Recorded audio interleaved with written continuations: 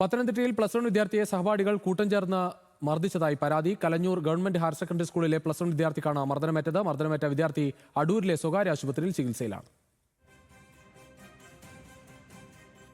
അപ്പോൾ ഞങ്ങളത് കേസ് കൊടുത്തിട്ട് പിന്നെ ഞാൻ കരുതി 3 പിള്ളേരെ ഭാവി നശിപ്പിക്കണ്ടല്ലോ എന്ന് വെച്ചിട്ട് ഞാനത് പ്രശ്നങ്ങൾ സോൾവ് ചെയ്യാമെന്ന് നോക്കുമ്പോൾ മാതാപിതാക്കളുടെ ഭാഗത്തുനിന്ന് ഒരു രീതിയിലുള്ള ഒരു നല്ല പ്രവർത്തനം അവരുടെ ഭാഗത്തുനിന്ന് ഉണ്ടായിട്ടില്ല.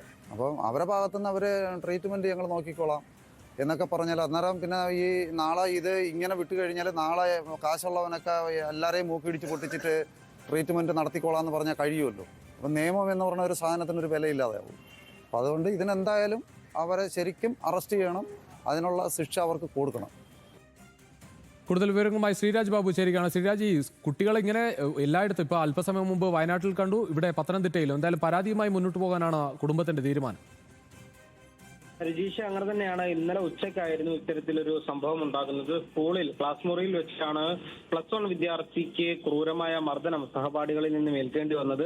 ആദ്യം ഈ കുട്ടി സഹപാഠികളോടൊപ്പം തമാശ പറഞ്ഞ് കളിച്ചിരിക്കുന്നതിനിടയിലാണ് ഈ കുട്ടികളുമായി തർക്കത്തിൽ ഏർപ്പെടുകയും അല്പസമയത്തിന് ശേഷം ഇതേ കുട്ടികൾ തന്നെ വന്ന് ഈ +1 വിദ്യാർത്ഥിയെ അതിക്രൂരമായി മർദ്ദിക്കുന്ന ഒരു സംഭവം ഉണ്ടായത്.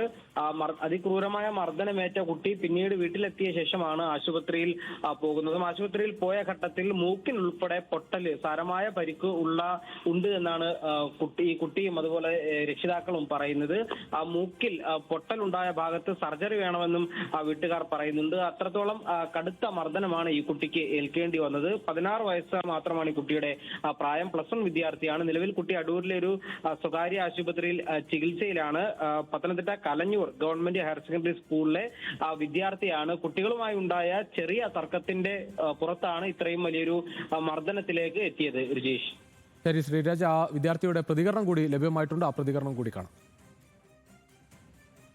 ഇന്നലെ ഞാനും കൂട്ടുകാരനും കൂടി ഇങ്ങനെ ഇക്കിലേക്ക് കളിക്കുമായിരുന്നു.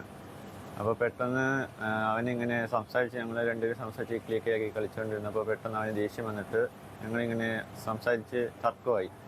ആയപ്പോൾ അവന് ചെറുതായിട്ട് തള്ളു മുട്ടുമൊക്കെ ചെയ്ത് പിന്നെ മാറി നിന്നിട്ട് അവന് പെട്ടെന്ന് ഇങ്ങനെ പക കിട്ടാൻ വരുന്ന പോലെ കുറേ കൂട്ടം കൂടി കുറേ പിള്ളേർ വന്നിട്ട് എന്നെ എല്ലാവരും കൂടി ഇരുന്നിട്ട് അടിക്കുമായിരുന്നു.